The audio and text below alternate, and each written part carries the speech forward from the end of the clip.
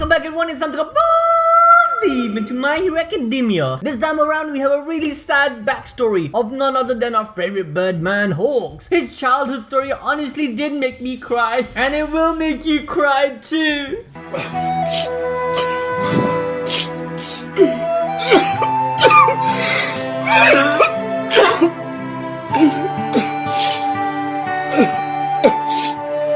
But seriously guys, My Hero Academia isn't really new to giving us some super sad flashback with a childhood trauma. But after the revelation of DABI's past of Toya Todoroki, even though we pretty much predicted it, some of us did feel as though Endeavour wasn't as abusive to him as we could imagine. Rather for Toya, his abuse came in a more subtle way. Witnessing his little brother through his hardship and his mother getting in the line of fire took some toll. But the biggest issue with Toya was feeling ostracized and neglected from his father, who once held him in high expectation. Whereas when compared to the abuse of Shigaraki, Shoto, or even Hawks, as we come to find in this chapter, in DABI's case, his backstory didn't really give us a feeling of understanding. Instead, his backstory was a bit of a lackluster, as if he was sad just for the sake of it. I know at this point you guys are probably thinking, Yusuf, what did you expect? Did you want Endeavour to beat his ass, verbally abuse him, push him down a cliff, you know, maybe do a gob type of training? What did you expect from DABI's flashback? Huh? Listen guys, every Asian parent beat their kids and you know it. But DABI's abuse in comparison just feels a little bit too weak. However, with all of that said, it does still make sense. Now I'm going to cover DABI and the real reason he turned evil in another video, so make sure you guys are subscribed and you smash that like button, because honestly everything depends on you, the community.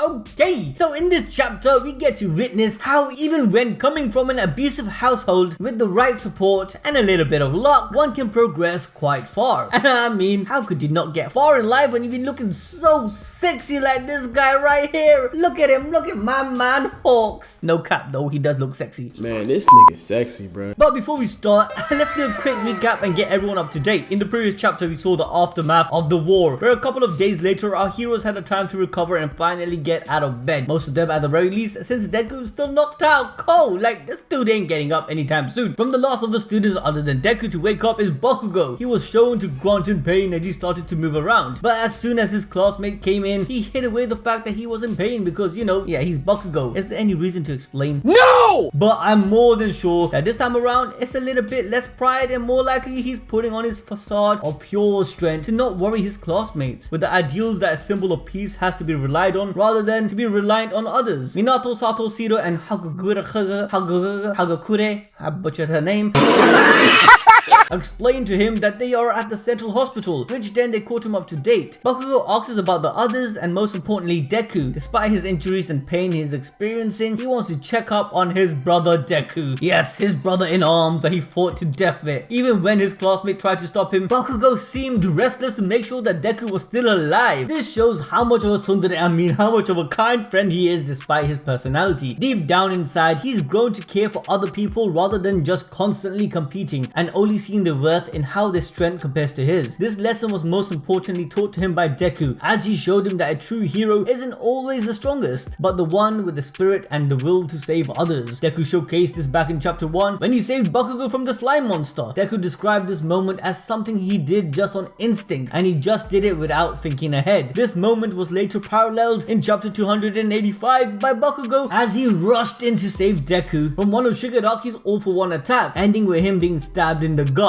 Everything goes in full circles, showing how much Bakugo has changed from the start of the series, where he went from bullying Deku to actually caring for him. And it wasn't just a jump in character development that he had during this arc, rather it was a gradual and slow change to care for many of his classmates and not just Deku. We also found out from the last chapter that Gran Tarino and Aizawa Sensei survived after the war even with their ridiculous injuries. However, they are still in bed alongside the unconscious Endeavour. His son Shoto is not in that much of a better state, although he is awake with his classmates around him, but he's still lost in thought. And I don't blame him. What happened with DABI revealing himself to be Toya is not just shaking the hero society, but also the Todoroki family. So with that, Shoto is building his resolve to ready himself to take on the responsibility of taking his brother down. Okay, so now we come to chapter 299, where it starts off immediately with a flashback of Hawks as a child. He explains that growing up, the world of heroes he saw were nothing more than fictional characters behind the screen of a TV. Hawks used to see All Might and Endeavour similar to how we as kids used to see someone like Superman or Batman. This shows how much out of touch Hawks was without society, which is then explained as his story continues. This boy was living in a rundown shack. Now, as we see the extremely poor living conditions of his family, Hawks as a child gets yelled at by his father for going out into the city, accusing his own son for possibly ratting him out. Hawks responds the reason he went out was because he had a sting in his wings and thought perhaps something had happened in the city, but the sting stopped halfway, so he returned. But his papa didn't give a shit why he left and continued to verbally bring him down. From this is very apparent that Hawks' household kind of parallels that of Endeavor's, as there was a clear example of abuse. We then find out that Hawks' father was a professional hitman. He was on the run when he had met Hawks' mother Tommie, who helped him avoid capture, and then shortly after they had Hawks. Hawks' father felt trapped with the birth of his son, resulting in abuse, calling Hawks a mutt and a bastard who never should have been born. This abuse went even to a physical level, as we see young Hawks getting kicked around just for being in his father's way. And now obviously this guy's on a mad one, probably drugged out, he's a killer, he's a thief, so right off the bat he was never father material. But Hawks relays how his parents had a strained relationship, and through it all he had to suppress his feelings and endure his abuse. Because even though his mother didn't really abuse him like his father, she seemed to be in love with his father even though he was this kind of a man. Maybe she was living in a delusion or going through some mental illness of her own, possibly even having some personality disorders. Like every time Hawks' father was in a mad one, she would say, "Honey, please don't leave me, no, puppy, no." Shut up, bitch! No, but seriously guys, he really did depend on this man. More than likely, Hawks' father stayed with them due to Tommie's ability of having eyes around herself, giving them a better perception of any chance of being captured. But then this flashback reveals Hawks' point of view when his father was captured by Endeavour. He learns this news from his mother when she, in a moment of distress, tells her son, "He got caught, nanny,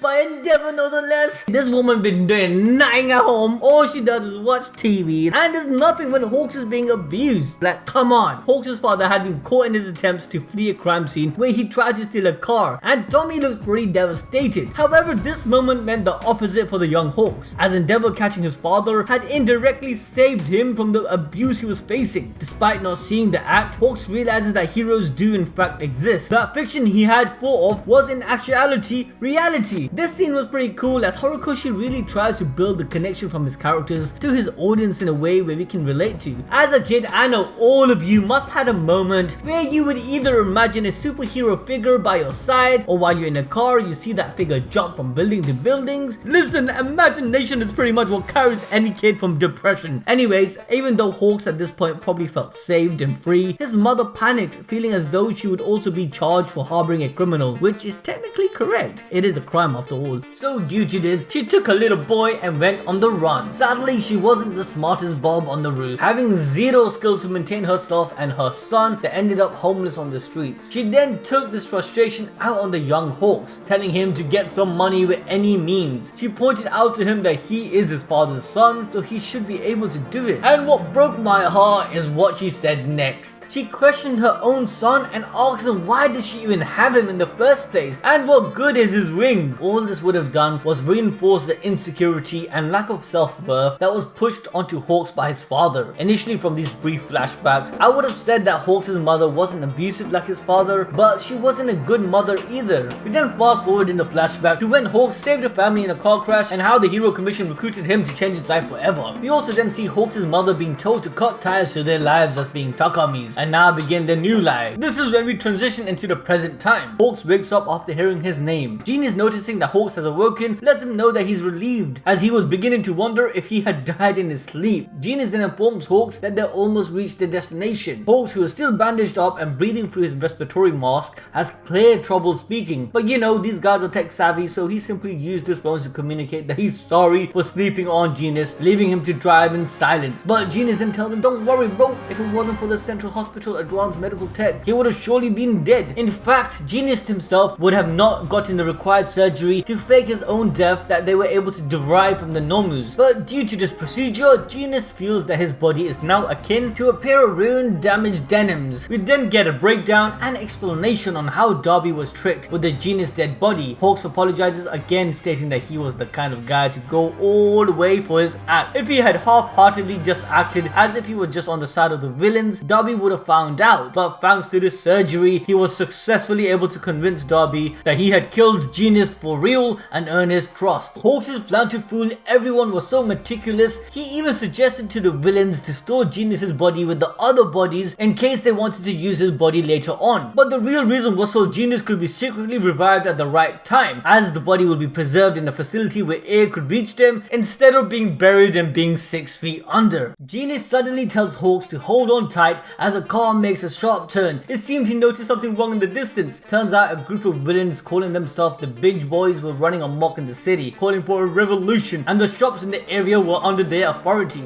Unfortunately for them, Jeanist went full on initial D mode in his Batmobile, instantly capturing the Binge Boys with his quirk. After he swiftly apprehended the perpetrators, Jeanist apologized for his crazy drive-by quirking and asks where the police are and the local heroes. According to the locals, the police were busy dealing with the mass jailbreak that recently took place, which is clearly a reference to Tartarus and the many other prison breaks. And in regards to the local heroes, well, after receiving a bunch of criticism, after all that freaking mayhem that happened not too long ago, they have closed up their agency and left. Come on man, what is this? Can't take a few criticism. Aren't you heroes for the sake of the people? But regardless, the people feels that they've been abandoned and the heroes really don't exist. Jeanist then informs them that he will get his sidekicks to take care of the area, but it seems that this problem wasn't new to him, as he then follows by saying here too, suggesting that the lack of heroes seems to be a larger issue than just one single area and much more of a widespread. After getting back in the car, they finally reach their destination. Jeanist asks Hawks if this is a place, to which Hawks responds that it was that house. This little road trip was all for the purpose of assuring Hawks of something before he could fully recover and reveal himself to the public. As they enter the house, Hawks calls out his mother, but no response. The house is empty. Jeanist wonders if they had run away overnight, but then Hawks, after looking around his home, he finds a note written by his mama. The note was addressed to Hawk. His mother writes how she was approached and threatened by a bunch of scary dudes who made her tell them everything about their family history and secrets. She apologized and no longer wished to be a burden on her son, so she left. Hawks was left speechless, wondering if DABI used people to do this and how he even managed to get this far into his past. Hawks then sighs at the realization that his own mother sold him out. Jeanist tries to comfort Hawks, but Hawks says no. The moment his given name Takami was taken away from him, the relationship between him and his mother ended, and he thought that he was fine with that. However, the thought of him being saved was just him turning his back on everything. But at the end of the day, the one thing he turned his back on ended up coming back to him, which was his name and his past. Hawks then mentioned that he became a guy who helps people, and that's the only thing that's returned, which he actually does find refreshing. He continues on to say the commission is currently on a standstill in a total dysfunction, that there's no one to give him orders anymore. As he says this, he removes his mask, stating that there are no chains left to shackle him down. And whilst this statement of freedom utters from his mouth, Hawks starts to remember the past, a memory of a younger him and his mother, who secretly took him out to the shops to buy him an Endeavour toy behind his father's back to keep Keigo happy and quiet. And the funny thing is, the reason that she bought Endeavour was because All Might's plushie was too expensive. Either way, it worked out for him. But back to the present, Hawks starts to make a profound statement, telling Jeanist that when we're driven to a corner, we find liberation, and that's when a person's true nature comes out. That is the one thing that he admired about the villain twice. Deep down, he just wanted to be helpful to others, something he also strives to become. Childhood flashback rushes through Hawks' mind as he recalls the time of being asked what his wings were good for, and then later the time he saved the people from the car crash with his own feathers. That is what his wings are good for, to save others. Hawks concludes that even if what DABI said about the Todoroki family affairs were true, things must have changed by now. Jeanist asks Hawks that what is he gonna do, to which Hawks replies that he must settle the matter, even at the cost of his life, and the first step is at his beginning, stating that Endeavour is in big trouble and he has to do something, bringing everything once again to a full circle. As a child, Hawks was saved by Endeavour, and now it's Hawks' turn to save Endeavour. This chapter was pretty emotional, and when it gets adapted into the anime, I know for sure a lot of people will be shedding some tears. Let me know if I missed out anything, or if you want me to do a detailed analysis on any other characters, put it down in the comment section below. But with that guys, that's the end of the video. Smash the like button, subscribe, and ding that notification bell to keep yourself updated with our content. Until then, I'll catch you guys next time.